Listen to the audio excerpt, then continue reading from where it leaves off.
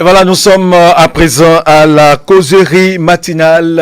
Rebonjour à toutes et à tous, mesdames et messieurs. C'est avec réel plaisir que nous vous retrouvons. Les invités sont là pour cette causerie matinale. Hospice Yevimi Ronton, linguiste, journaliste à Canal 2 Star. Bonjour. Bonjour Théodule Ronsa et bonjour également à nos amis téléspectateurs. Merci d'être là ce matin. Nous avons également autour de ce plateau Hafiz Sani. Il est enseignant, membre de parti politique. Bonjour monsieur Sani. Bonjour monsieur Théodule. Merci d'être là. Et avec nous Stanislas Benoupo Amoa, journaliste à ETélé. Bonjour. Bonjour Théodule, bonjour Hospice et puis à Hafiz également. Très bien. Bonjour. Alors tout de suite, nous allons parler de la hausse des chiffres. Vous le savez, depuis quelques jours, le gouvernement, le ministre de la Santé, c'est-à-dire l'annonce officielle donc des chiffres. Nous sommes à 482 de contaminés au Bénin avec 9 décès, 233 qui sont guéris. En tout cas, les chiffres sont en train d'évoluer au Bénin. Attention, qu'est-ce qui se passe? Avons-nous baissé la garde? Les Béninois ont-ils oublié les mesures barrières, les gestes barrières à respecter? Qu'est-ce qui se passe évidemment? Ensuite, Yavimi, est-ce que vous faites le même constat que nous? Au Bénin, les chiffres sont en hausse. Merci Théodule. Je pense que rien qu'à entendre les chiffres, on peut comprendre que voilà, il y a lieu d'avoir un peu peur, de craindre un peu le pire, parce que ouais, il y a de cela moins d'un mois, on parlait de 3 décès et on se disait voilà, si on pouvait s'en arrêter là. Aujourd'hui, on est jusqu'à 9 décès et ça fait peur. Et oui, votre question, elle est très pertinente. Est-ce que les Béninois ont baissé la garde? Je crois que peut-être le fait d'annoncer déjà le retour progressif à la normale, c'est-à-dire le déconfinement partiel que nous avons, que nous connaissons aujourd'hui, peut déjà fait penser aux Béninois que oui, la maladie, que le coronavirus est derrière nous, c'est un passé, non. Et c'est vrai que parfois, on n'a plus tellement cette rigueur-là dans le respect des mesures instaurées par le gouvernement, le lavage des mains systématique et fréquemment. Donc, il y a aussi que, oui, c'est vrai, parce que les policiers, les forces de l'ordre sont souvent à nos trousses. Oui, on sent que le port de masque devient peut-être juste une pratique pour éviter les répressions sur nos routes. C'est vrai, il y a ce relâchement-là, malgré les différentes sensibilisations renforcées par le gouvernement et les mesures prises. Donc, je crois qu'il y a quelque chose qui est en train de crocher un peu et on doit se prendre un peu au sérieux. Et aussi, le gouvernement doit pouvoir nous dire peut-être, oui, c'est vrai, le gouvernement avait lancé des tests massifs pour des secteurs donnés, éducation, des enseignants et aussi les agents de santé. Est-ce dans ce lot-là, on retrouve ces décès ou bien ces cas. Oui, ça va peut-être nous situer un peu et nous permettre de bien faire les analyses. Parce que 9 morts, déjà, que l'on veuille ou non, il faut avoir peur. Alors, monsieur Hafiz Sani, est-ce que avec cette augmentation, nous sommes en droit de dire que les Béninois baissent la garde et ne respectent plus les mesures barrières, les gestes barrières et tout? Merci monsieur Théodule. Oui, les Béninois ne respectent plus comme il le faut les gestes barrières. Il ne s'agit pas seulement de regarder les résultats, le taux de décès, mais il s'agit aussi de voir dans la vie active autour de nous qu'est-ce que les comportements que les Béninois adoptent. Je peux dire qu'après l'annonce du déconfinement partiel, les Béninois ont baissé un tant soit peu la garde. Et les mesures barrières qui étaient, entre autres, respectées de par le passé, ne sont plus exactement ce qu'ils sont. Même les entreprises ont baissé la garde. Quand vous allez dans les entreprises, ils ne vous obligent plus à laver les mains. Quand vous circulez dans la rue, il n'y a plus assez de répression comme Cela se comme faisait cela au se début. faisait au début. Et donc le Béninois a cru à un moment donné que cette maladie est laissée déjà dans le passé. Donc je pense qu'il faut travailler à continuer par sensibiliser, à réveiller encore les populations pour qu'ils savent que le danger est toujours là et que ce danger nous menace. Très bien. Alors, Stanislas Gwanouko, à moi, vous qui êtes le monsieur Info Covid-19 sur E-Télé, est-ce que vous confirmez que c'est parce que les Béninois ne respectent plus les mesures barrières? Il y a eu un relâchement qui amène à ce constat, l'augmentation des chiffres, et là, c'est inquiétant. Puisque depuis 2 mois, le virus est déjà en communauté, et puis ça grimpe. Oui, c'est désolant le constat auquel on assiste. Il faut dire tout simplement que les Béninois ont relâché. Les Béninois ont fortement relâché à tous les niveaux. À tous les niveaux. Quand on prend le respect des mesures barrières, vous voyez des gens qui mettent leur cache-nez au niveau du menton, qui couvrent les oreilles avec. On s'amuse avec à la limite. On ne prend plus soin de l'importance que revêt un cache-nez aujourd'hui. Combien de personnes dans la rue vous allez remarquer avec leur cache-nez qui couvre et le nez et la bouche? Il n'y en a pas assez. Combien de personnes vous allez voir aujourd'hui qui ont encore le réflexe du lavage des mains à l'eau et au savon? Il y a même des personnes, quand vous les rencontrez, elles vous disent, ces personnes-là, que bon, le virus est parti déjà, que bon, voilà, parce que le Bénin fait des progrès. Et nous avons remarqué, parce qu'il ne faut pas faire ces analyses-là sans les mettre dans leur contexte. Le contexte, c'est lequel? C'est le retour progressif à la normale. C'est ce contexte qui, selon moi, a favorisé un peu cet état de choses. Avant, quand il y avait cordon sanitaire, quand la peur était là, quand la peur du virus était là, vous voyez que chaque Béninois était préoccupé. Qu'est-ce qu'on va faire? Quand on entendait les chiffres venant des autres pays au jour le jour, on se disait, mais tiens, il faut qu'on fasse quelque chose. Et chaque Béninois avait dans sa tête le fait qu'il fallait forcément respecter les mesures barrières pour que le Covid ne vienne pas chez lui. Mais on a constaté qu'à un moment donné, on était en griffe un peu étouffé. On se disait, bon, il fallait quand même laisser un peu les choses. Il faut un retour progressif à la normale. Le gouvernement a décidé, a jugé utile que cela reprenne au niveau de certains corps de métier. Notamment les bars, les restaurants, les centres de culte et les transports en commun. Mais disons-nous une chose, quand vous sillonnez les bars les soirs, je sais que vous n'êtes pas un buveur, mais quand vous faites le tour des bars, vous allez remarquer que la distanciation sociale n'est pas observée. Les gens se mettent autour, à 5 ou à 6 autour d'une table et boivent allègrement. Même les ports de masques, ce n'est pas observé. Même dans les transports en commun aujourd'hui. Combien, ce n'est pas pour stigmatiser nos amis qui font les bus topa, mais combien parmi eux mettent de la rigueur quant aux clients? Si tu n'as pas ton masque, tu ne montes pas dans mon bus. Combien de chauffeurs sont capables de dire ça aujourd'hui? Faites le tout, vous allez voir. Donc, le relâchement, c'est à tous les niveaux. Et c'est le moment plus que jamais de reprendre conscience parce que le mal sévit.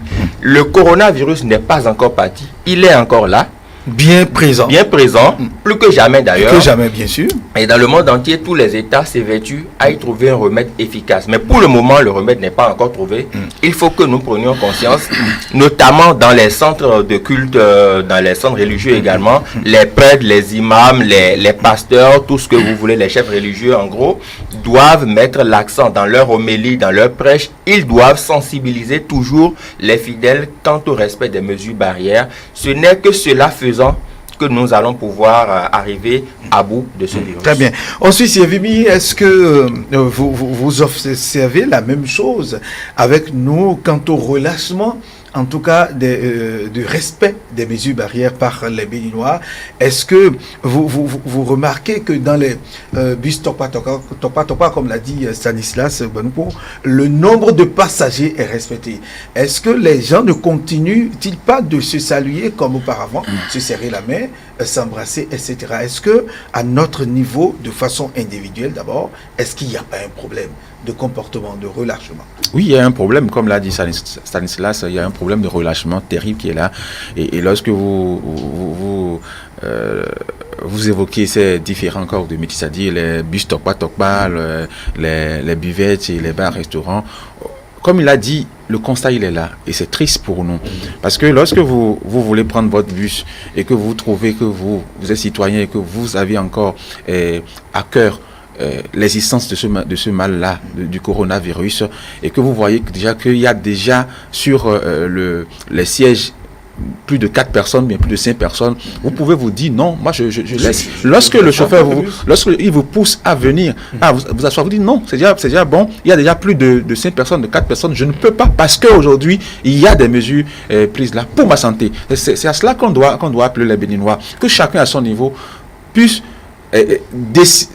choisir vraiment de d'abord s'éduquer lui-même, de s'approprier ces mesures-là pour amener ces chauffeurs-là aussi à se mettre devant le fait accompli. Parce que lorsque vous venez, vous êtes client et vous refusez parce que le siège est déjà plein, parce que le bus est déjà plein, vous partez et vous attendez un autre bus qui serait à votre guise et qui serait dans les installations, dans le dispositif répondrait peut-être aux mesures prises prises par le gouvernement et vous continuez. Donc votre santé d'abord, c'est vous-même, ça revient d'abord à chaque Béninois de sauvegarder sa santé. Et aussi dans les bars, il ne sert à rien d'aller faire la vie, d'aller faire comme on le dit, faire la vie et de perdre la vie aussi.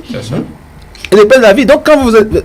C'est comme si aujourd'hui, on est en train de dire, bon, le Bénin, c'est le super-héros en matière de lutte contre le coronavirus. Et aujourd'hui, nous sommes déjà à 0 cas de coronavirus. Donc, je vois que tout va de mal en pire. Je crains une chose, que le gouvernement en arrive à reprendre encore les coordonnées sanitaires. Et là, justement, je vous assure, ce serait plus corsé et on va plus en souffrir. Justement, l'autre question qui me vient à l'esprit, c'est de se demander, est-ce que le gouvernement a tort d'aller au relâchement progressif de ces mesures de restriction à FIS, puisque le 2 juin dernier, le gouvernement a relâché, il y a eu reprise des activités au sein des cultes, des temples et autres.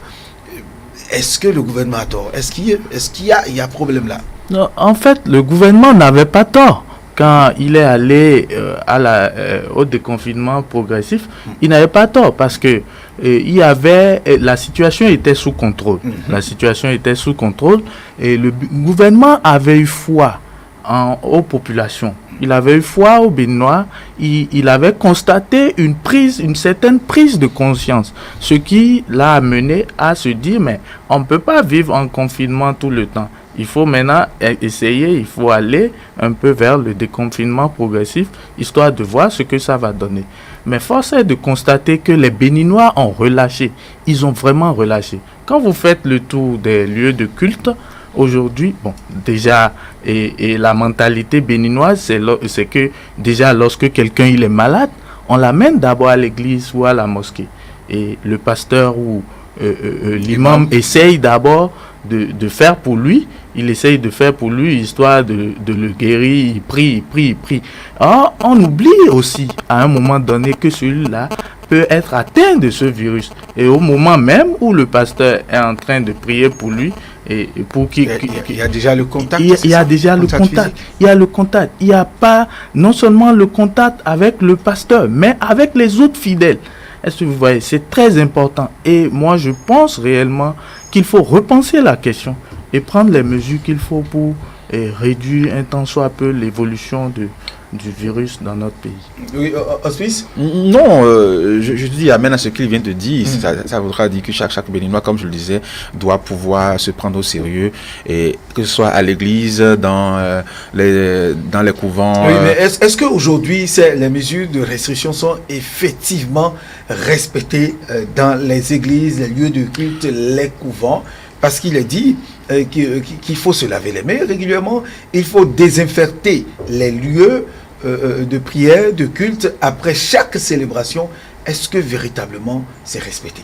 Partiellement, oui, parce que je vois parfois devant des églises le dispositif de lavage de mains. Mosquée, Je vois aussi, par exemple, ici, à côté de nous, il y a une installation de sonorisation qui dit souvent, qui rappelle souvent les mesures à prendre par les fidèles et devant les mosquées aussi, je vois. Mais peut-être pas désinfecter forcément les lieux de culte après chaque culte, je ne pense pas. Parce que... Est-ce que cela se fait? C'est là la grande question. Là, c'est la grande question. Oui. Je ne saurais le dire. Mais devant les buvettes, il y a beaucoup à faire à ce niveau. Parce qu'on voit peut-être pour les week-ends où il y a l'affluence, où les clients sont là, on voit un seul dispositif, peut-être 1000 clients ou bien 500 clients, et ils passent, et c'est après d'avoir...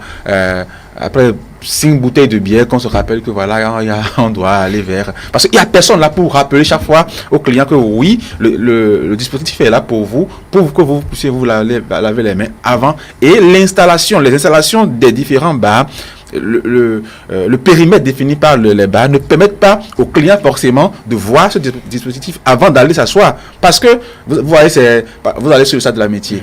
Il y a l'esplanade qui est là pour tout le monde. On va mettre ça où? Parce que l'entrée n'est pas définie pour les bars. Tu peux t'asseoir tu peux entrer dans le bar de partout. Donc, si tu ne vois pas ce dispositif-là, c'est que tu te dis, il y en a pas. Donc, c'est pour cela que chaque Béninois doit se mettre sur lui-même le devoir de respecter lui-même d'abord ces mesures-là. Pourquoi ne pas avoir sur soi son gel hydroalcoolique? Et quand vous venez sur ces lieux-là, vous passez, c'est fini. Même si vous ne vous lavez pas les mains, ça peut vous épargner un petit peu. On a remarqué... Oui, sur la même question, vous demandiez tantôt si le gouvernement a tort de procéder à un retour à la normale. Je ne pense pas. Il y a nécessité de relancer l'économie nationale. Nécessairement, il faut relancer l'économie et il faut relancer toutes les activités. Le chef de l'État, lors d'une de ses sorties, disait qu'il y a des Béninois, et c'est un constat réel, qui donnent l'argent de popote sur les revenus de la veille. Et c'est courant. Il y a de petits métiers que les gens font et ils suivent au jour le jour. Quand on décide de restreindre les mouvements, d'éviter les sorties, qu'est-ce que ces gens-là vont manger? Donc je pense que il y a une certaine prise de conscience que nous devons faire chacun à notre niveau. Le gouvernement est dans sa logique. Bon, admettons, si le virus devait durer encore 6 mois, donc nous allons rester chez nous pendant 6 mois, ce n'est pas possible.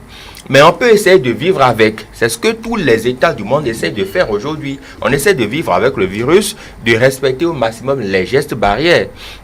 Et comme Hospice le disait, chacun de nous, parce que le dispositif de lavage des mains, c'est l'idéal. Mais quand vous ne voyez pas ça, vous pouvez essayer d'avoir votre gel hydroalcoolique.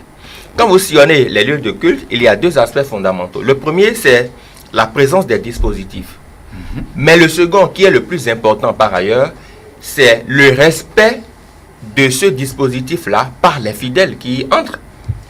Si je suis leader religieux, je peux installer le dispositif, d'accord, je dis, les fidèles, quand vous venez, faites-le, mais est-ce que les fidèles eux-mêmes, quand ils viennent, vérifient s'il y a de l'eau dans le dispositif? Est-ce que je peux me laver les mains? Il y a des gens qui dépassent le dispositif.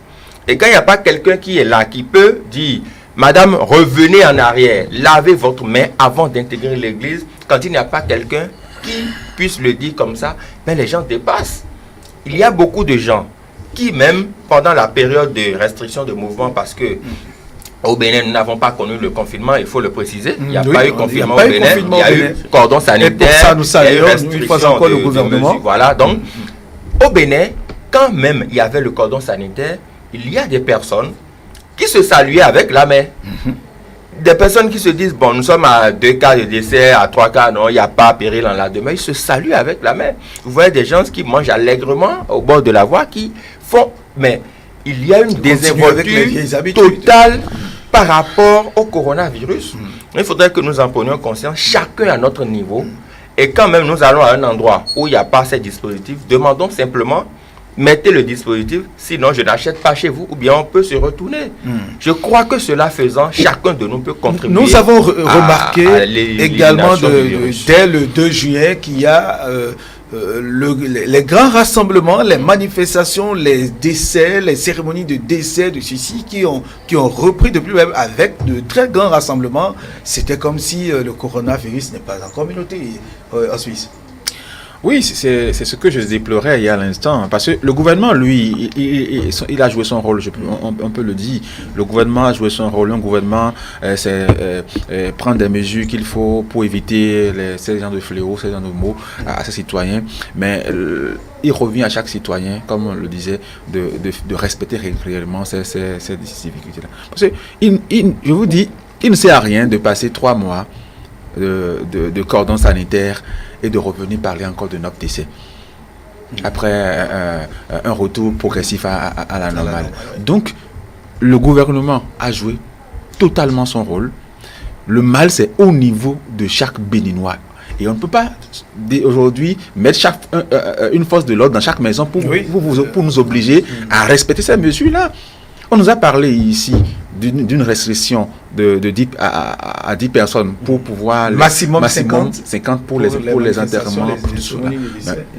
Mais pas plus tard que la semaine dernière, j'ai vu dans mon quartier des bâches installées pour un événement de décès.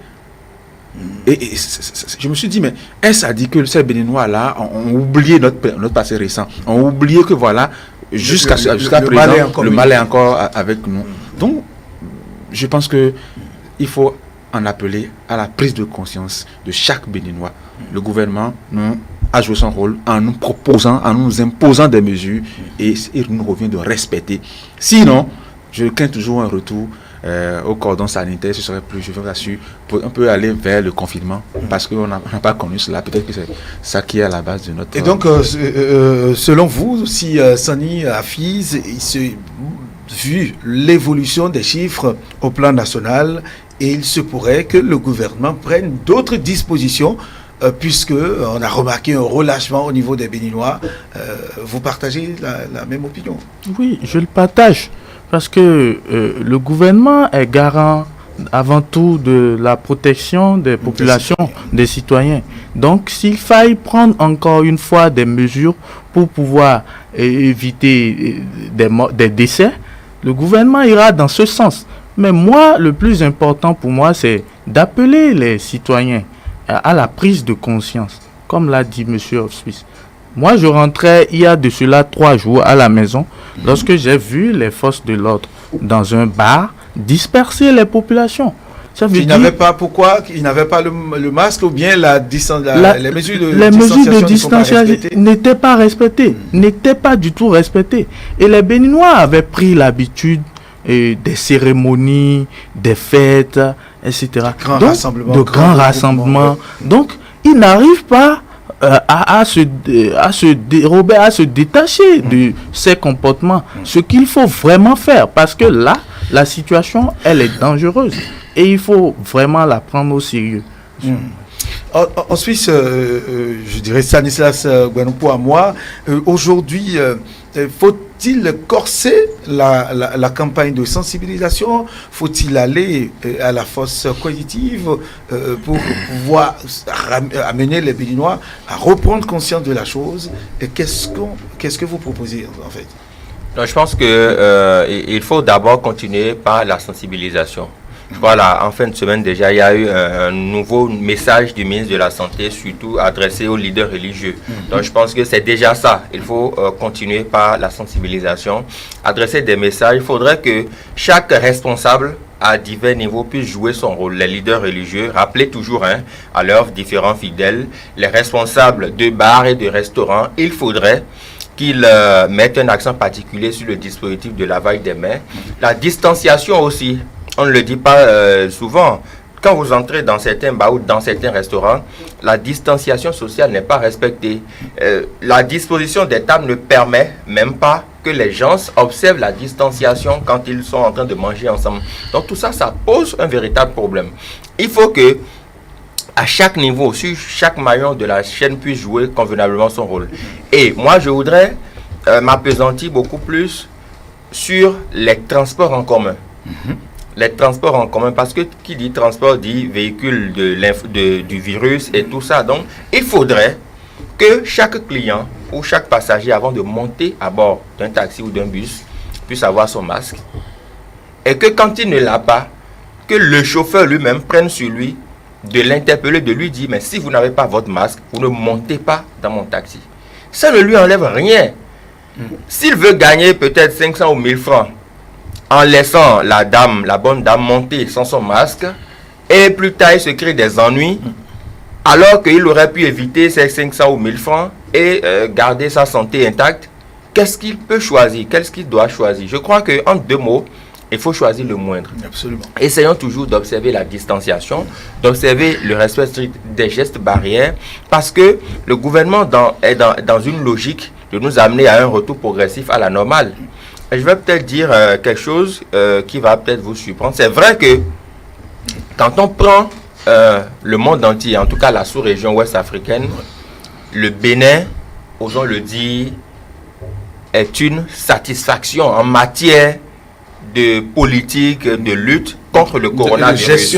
En matière de gestion de cette crise, osons le dire, le Bénin est l'une des satisfactions, même si tant qu'il reste à faire, rien n'est fait. Il faut le reconnaître. Mais quand même, l'efficacité des mesures est là. On sait que les mesures qui sont prises, les dispositions prises par l'État central portent leurs fruits. Mais pour autant, cela ne doit pas nous amener à relâcher. Cela ne doit pas nous amener à considérer que le virus n'est pas là et que nous devons faire ce que nous voulons. Et pour chuter, je voudrais dire quelque chose qui est fondamental. À ce jour, le gouvernement n'a jamais autorisé les grands rassemblements. Le gouvernement n'a jamais autorisé les grands rassemblements. On a autorisé la réouverture des lieux de culte, des bars, des buvettes, des transports en commun, mais les grands rassemblements sont toujours interdits. C'est pour cela d'ailleurs que l'accès aux plages est interdit.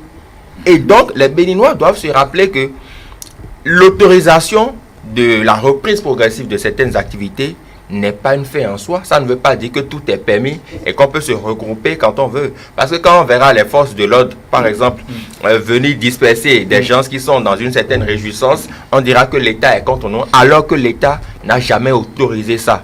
Il faut le savoir et il faut respecter les gestes barrières. Très bien. Hospice Yavi Mironton, qu'est-ce que vous proposez à votre niveau pour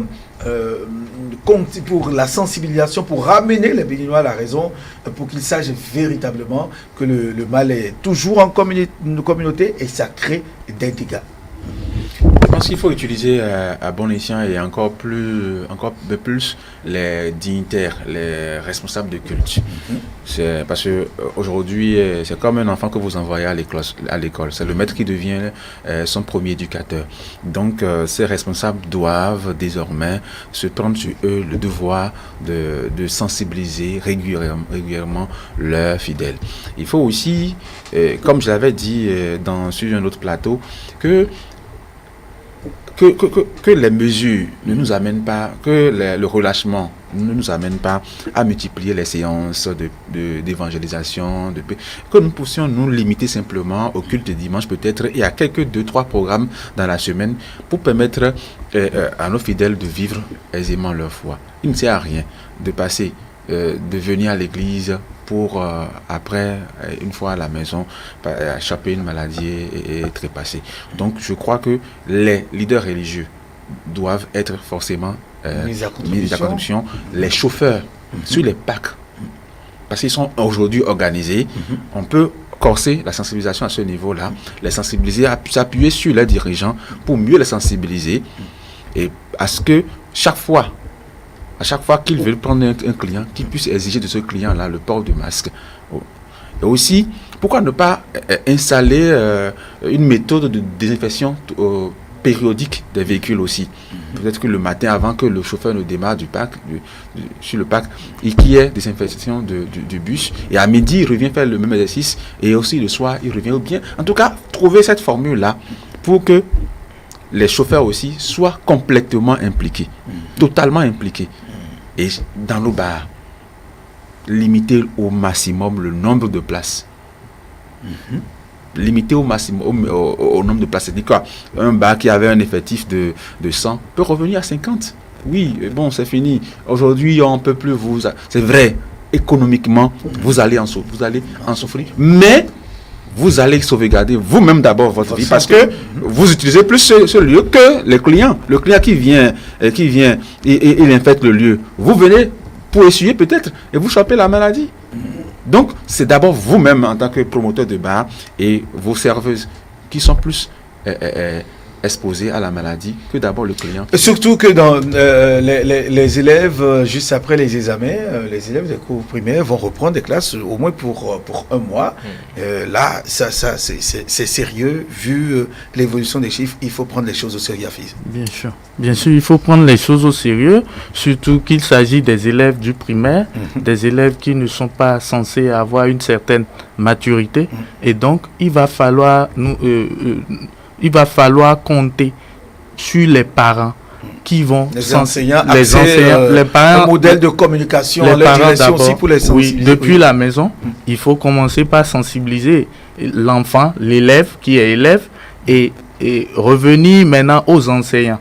Les enseignants doivent jouer leur partition dans ce problème. Les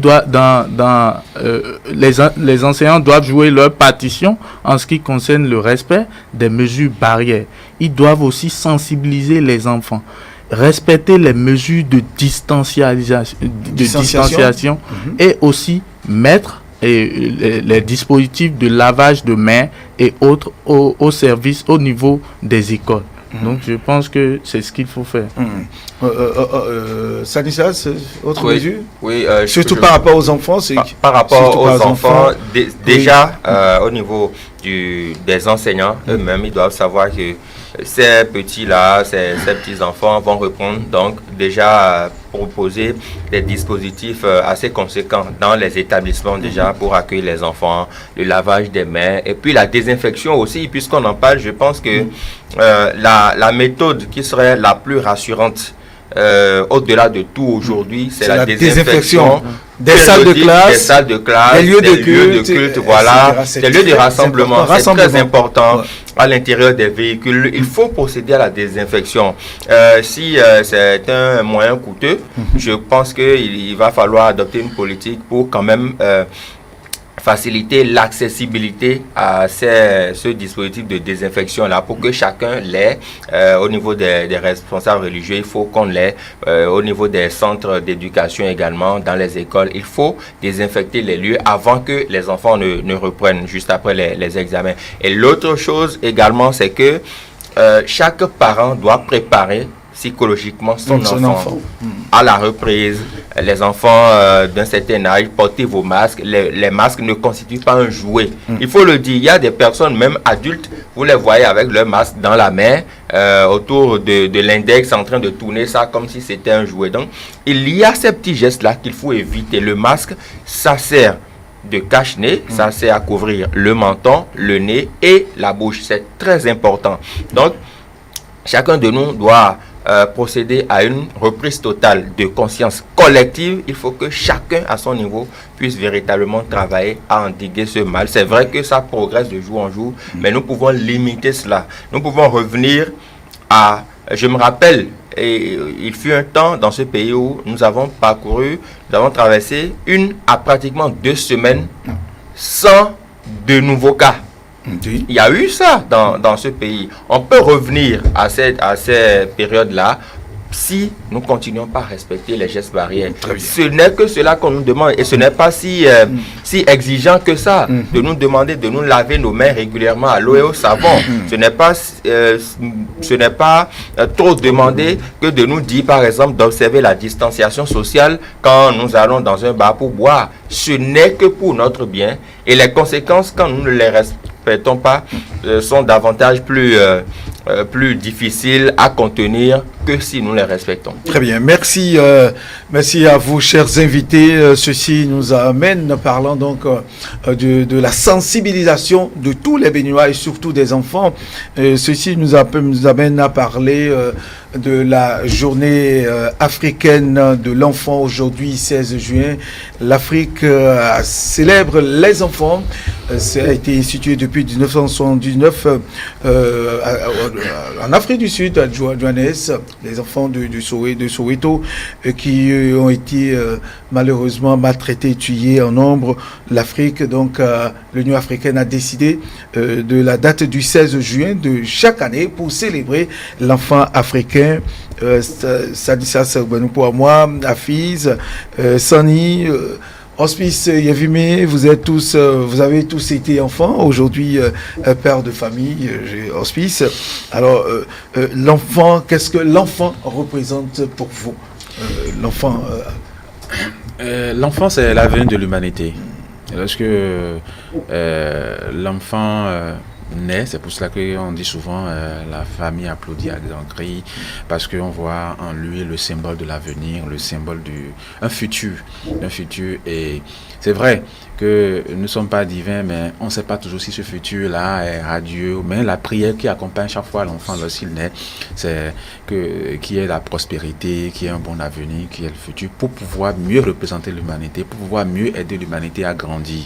Donc quand on dit l'humanité a grandi, d'abord la famille a grandi, parce que l'enfant naît d'abord dans une famille, et puis après ça va au niveau de toute la nation, tout un continent. Donc pour nous, l'enfant est un symbole, tout un symbole à sauvegarder, et parce qu'il représente en général l'avenir. Très bien. Hafiz Sani, il y a de ces personnes qui maltraitent les enfants, qui les maltraitent sauvagement. Est-ce que d'abord vous avez assisté à cela autour de vous depuis que vous avez eu l'âge de discernement, pour parler ici de façon terre à terre? Merci, oui.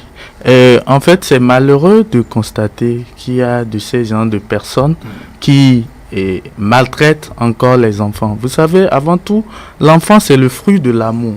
Et l'enfant, c'est le symbole de la perpétuité de l'espèce humaine. Est-ce que vous voyez? Donc, je suis d'accord avec M. Hospice qui dit que l'enfant, c'est l'avenir de l'humanité. Est-ce que vous voyez? Donc, oui, j'ai assisté à des cas de maltraitance, autour de moi. Je les ai assistés plusieurs fois. Et déjà, en tant qu'enseignant, vous voyez de ces genres de cas, parce que il y a des moments où l'élève qui ne suit pas son cours vous amène parfois à vous rapprocher de lui et à lui poser les questions qu'il faut. Comment ça se passe à la maison? Qu'est-ce qu'il y a? Où se trouve le problème? Généralement, les élèves ne parlent pas. Ils ne sont pas aussi. Mais il y a de ces gens d'élèves qui vous disent ce qu'il y a. Ou alors, vous les amenez à vous dire ce qui est vraiment, véritablement le problème. Et là, vous vous rendez compte parfois que c'est le parent lui-même ou c'est le tuteur qui maltraite l'enfant, qui le maltraite peut-être psychologiquement, il le maltraite aussi physiquement. Et dans ces genres de cas, nous essayons de voir l'administration et après nous nous rapprochons du parent pour lui faire, pour échanger un peu avec les bien fondés et savoir quoi faire. Mais est-ce qu'il vous arrive, vous, en tant qu'enseignant, d'exercer, en tout cas, d'exercer une pression sur les enfants, les taper? Est-ce que ça vous est arrivé une fois? Bon, et maintenant, à la maison, vos enfants? Je ne vais pas dire non, mais la loi l'interdit. La loi l'interdit. Oui, mais par moment, vous le faites pour canaliser pour recadrer certains. Sanissa moi, l'enfant, un trésor à protéger, est-ce que vous observez ce comportement chez les Béninois aujourd'hui? Est-ce que l'enfant est protégé, l'enfant est choyé? Est-ce qu'on accepte que l'enfant représente effectivement l'avenir, comme on le dit souvent? Je pense que l'enfant, l'idéal est que l'enfant soit protégé. Parce que, et ici, il faut préciser quand même que nous parlons de l'enfant africain. Et donc, en Afrique, l'enfant est source de joie. L'enfant, c'est le futur. L'enfant, c'est le symbole de l'espoir. Également, l'espoir de toute une famille, toute une communauté, de toute une collectivité même. Donc, l'enfant, c'est quelque chose d'important. Et vous allez voir qu'on dit souvent que quand vous arrivez dans ce monde et que vous avez richesse, or et argent, et que vous n'avez pas d'enfant, quelque chose vous manque.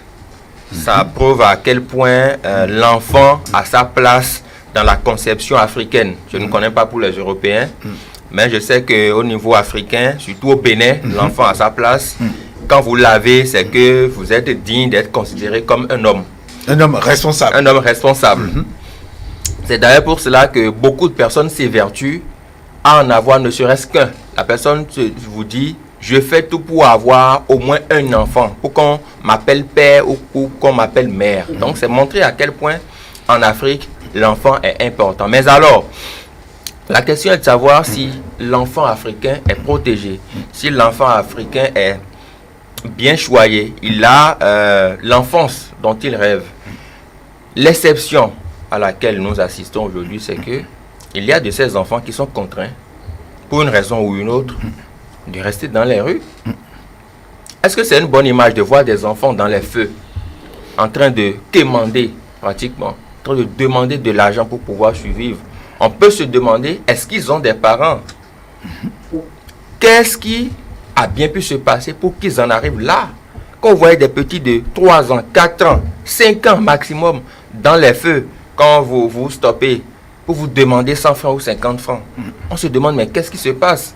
Quand vous voyez de ces gens d'enfants, étalage sur la tête, dans nos marchés, à 5-6 ans, en train de vendre pour pouvoir survivre, et quand vous leur posez la question, ces petites filles vous disent, j'ai besoin de vendre ça, sinon ma maman va me taper ou bien ma tutrice va me taper. Il y a un problème. L'enfant africain, voilà le vrai visage de l'enfant africain. Dans nos rues, dans les feux tricolores, dans nos marchés. Quand vous voyez des enfants dans les lieux de concassage, en train de concasser, mais vous vous demandez sur quelle planète vous êtes, mais ça existe. Ça, ce sont des exceptions, ce n'est pas des choses qu'on souhaite. L'enfant, c'est normal, à un âge donné, on doit travailler. Mais ces âges-là ne sont pas des âges auxquels on doit les soumettre à ces vicissitudes de la vie. Ce sont des âges auxquels ils doivent prendre plaisir, jouer, s'amuser, revenir à la maison, manger, parce que c'est une étape où ils doivent vivre leur enfance. Mais très peu d'enfants africains ont aujourd'hui une enfance épanouie pour plusieurs raisons. C'est vrai que la perte précoce d'un des deux parents peut amener à certaines situations, mais je pense que dans une certaine généralité, l'enfant africain n'est pas encore heureux comme il devrait l'être. Il faut que chacun de nous sache que l'enfant c'est un trésor à protéger, que l'enfant doit jouir du bonheur qui est le sien au moins avant d'avoir l'âge de maturité pour pouvoir se frotter aux réalités de la vie. Ce n'est pas précocement qu'on doit le jeter dans la rue, aller demander de l'argent pour venir, ou bien même il y a certains enfants qui servent de domestiques. Déjà à 5-6 ans, elles servent de domestiques, communément appelées vidomingon chez nous, chez certains parents, qui les maltraitent parce qu'ils ne sont pas issus de leur sang. Il y a ces réalités-là que vivent certains enfants africains. Malheureusement, c'est le tableau auquel on assiste dans certaines familles chez nous. Et c'est dommage. Nous assistons également chez certains hommes de métier. Je parle des mécaniciens, des petits-enfants de 5, 6, 7, 8 ans qui sont des apprentis mécaniciens, apprentis soudeurs qu'on malmène, qu'on maltraite, alors qu'il y a eu de ces luttes qui ont été menées dans ce sens pour interdire tous ces enfants, ces cas, ces situations où des enfants moins de 15 ans, moins de 18 ans sont encore en apprentissage maçon, ferrailleur, et vous les voyez, des enfants presque déformés, presque rabougris par le poids de toutes ces charges qu'ils transportent au jour le jour. Ensuite, Yevimi, qu'est-ce que vous avez à dire comme analyse, comme réponse à ça? Oui, ce qui est à souhaiter, c'est de ne pas voir ces enfants-là dans la production de la revenu. Mais c'est vrai, ça nécessite ça à peindre un tableau, et c'est ce qui est le cas, c'est la réalité ici en Afrique. Mais il faut aussi se poser une question lorsque vous voyez des enfants dans les feux, lorsque vous voyez ces enfants-là près de ces patrons mécaniciens, maçons et autres. Est-ce que ces enfants ont choisi? Non, d'être là. Est-ce que ces parents ont d'autres alternatives? Je dis peut-être aussi non, parce que la situation socio-économique des pays africains oblige certains parents à le faire. Parce vous parlez de la pauvreté. La pauvreté aussi. Donc, il revient aux gouvernants africains de définir des politiques en faveur de la bonne gestion des enfants d'abord. Même si c'est quoi, même s'ils ne peuvent pas donner la prospérité à leurs parents, on peut avoir une politique, des conditions pour dire voilà, un enfant qui naît peut avoir des subventions jusqu'à tel âge. ou bien peut être exonéré. En tout cas, il faut trouver des conditions pour permettre aux parents de bien d'abord prendre en charge leurs enfants. Parce que parfois, vous trouvez que et le parent n'a pas voulu de la situation et l'enfant n'a pas voulu de la situation et c'est obligé. Il est obligé de le faire.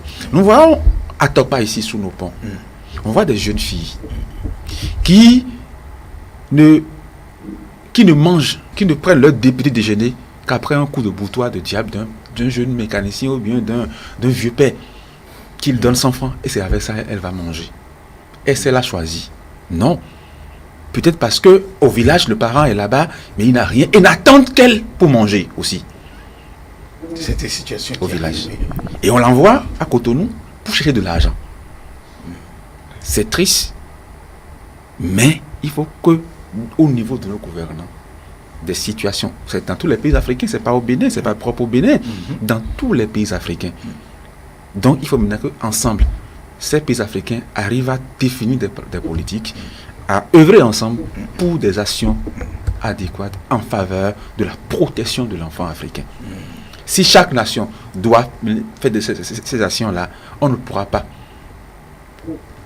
individuellement réussir cette mission-là. Parce que quand nous prenons, que ce soit au Sénégal, au Bénin, au Mali, c'est à quelques différences près, hein, la situation des enfants.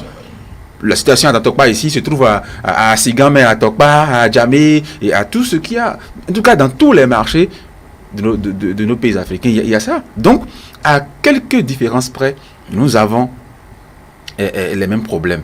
Et aussi, il y a le problème du mariage forcé, du mariage des enfants qui se pose. C'est pas seulement le travail.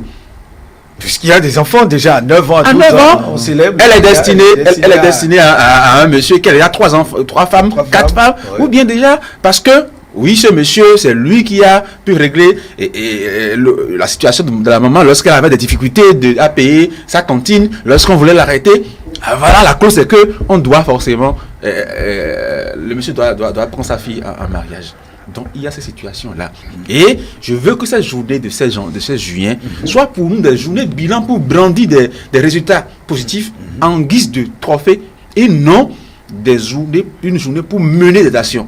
Parce que ce qui est constaté est que c'est le 16 juin de chaque année. Chaque année, on vient faire un discours, on va dans un village, on réunit 10 enfants, on sensibilise et après, ça fait le 16 janvier. Il n'y a plus de suivi. Il n'y a plus de suivi. Les enfants sont maltraités, les vies de sont maltraitées. Moi, je propose que ces actions soient périodiques sur toute l'année et que le 16 juin, qu'on se réunisse pour faire un bilan pour brandir en guise de trophée les actions positives qu'on aurait posées. Très bien. Voilà. Monsieur Hafiz, qu'est-ce que vous pensez de cette proposition de Monsieur Hospice qui demande que chaque mois, parce que régulièrement en tout cas qu'il y ait des actions et que le 16 juin de chaque année soit le moment de présenter les actions menées pour endiguer le mal, regresser les vies d'Omégo, la maltraitance des enfants dans tous les cas. Qu'est-ce que vous pensez de ça? Oui, c'est une très belle proposition. C'est une très belle proposition dans la mesure où, nous le constatons aussi, c'est surtout les 16 juin que les gens ils vont mener des actions à l'endroit des enfants. Or, l'enfant, lui, il a droit à la vie, il a droit à un nom, à l'éducation, à la santé, à la protection, etc. Donc, moi, un jour, j'étais sur un chantier où le patron avait, le maçon, le chef maçon, avait commandé le petit. Il lui avait dit, va m'acheter quelque chose à côté. Et les policiers passaient dans l'avant. Et puis, le petit, il a fui. Le petit avait quel âge à peu près? Il avait environ 8 ans. 8 ans. Je l'ai appelé pour lui dire, mais pourquoi tu as fui? Je ne m'étais pas rendu compte de la situation. Il m'a dit, mon patron m'a dit, si jamais je vois les policiers de fuir, pour qu'on ne l'arrête pas lui. Et c'est alors que je me suis rapproché de son patron pour échanger un temps soit peu avec lui. Vous savez ce qu'il m'a dit? Il m'a dit que et le père et la mère de l'enfant n'existent plus. Et que c'est sa grand-mère qui a l'âge de qui a une soixantaine, déjà une soixantaine, qui lui a confié l'enfant et lui a dit de lui apprendre lui faire apprendre un métier pour qu'il devienne un homme. Voyez-vous, de ce genre de situation, je pense que cet enfant devait aller à l'école d'abord, acquérir les b.a.-ba, acquérir ce qu'il faut d'abord avant de pouvoir aller apprendre un métier. Voilà que le chef maçon me dit qu'il n'a pas les moyens de l'envoyer à l'école et que d'ailleurs il ira à l'école perdre son temps avant de venir sur le chantier. Donc je voudrais appeler chaque acteur du domaine, chaque acteur concerné, que ce soit les parents, que ce soit les éducateurs à tout niveau, que ce soit les formateurs, les maçons, les menuisiers et autres, et même l'État, à prendre le problème au sérieux et à s'investir pour que les enfants aient quand même une enfance joyeuse. Très bien. L'enfance qu'il faut.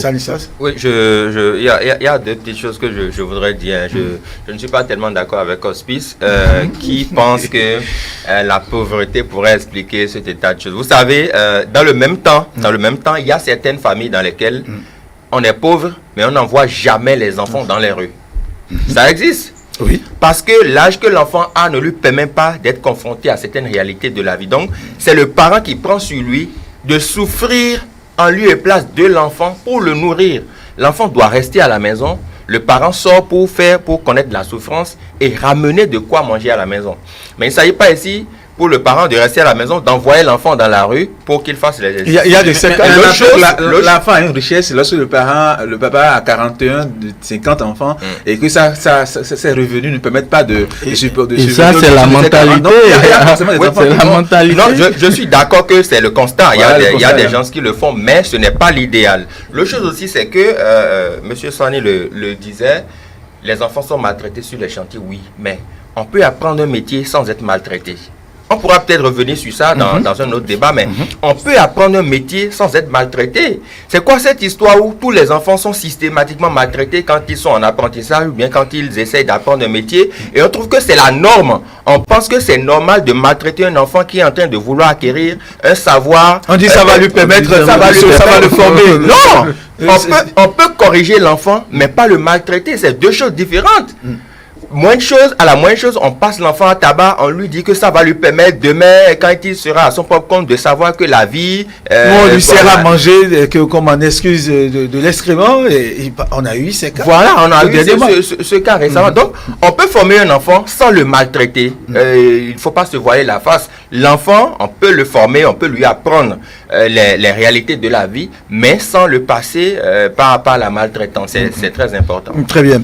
Merci à vos chers invités pour cette causerie de sujets auxquels nous avons essayé, de sujets pour lesquels on a eu à discuter. Il s'agit donc de la hausse des chiffres du Covid-19 au Bénin et puis de la date du 16 juin, aujourd'hui donc, qui est déclarée comme une journée de l'enfant africain. L'enfant africain est célébré aujourd'hui. L'enfant un trésor à respecter, à sauvegarder, à entretenir, puisqu'il reste et demeure l'avenir de demain, la fierté et donc de toute une génération, toute une communauté, tout un pays.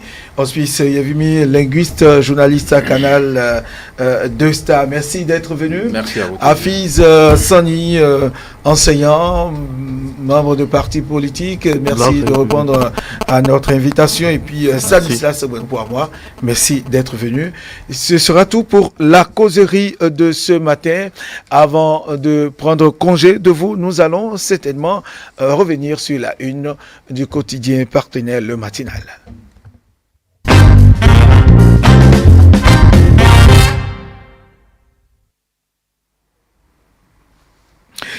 Voilà, nous allons très rapidement revenir sur la une du quotidien partenaire Le Matinal qui écrit ceci.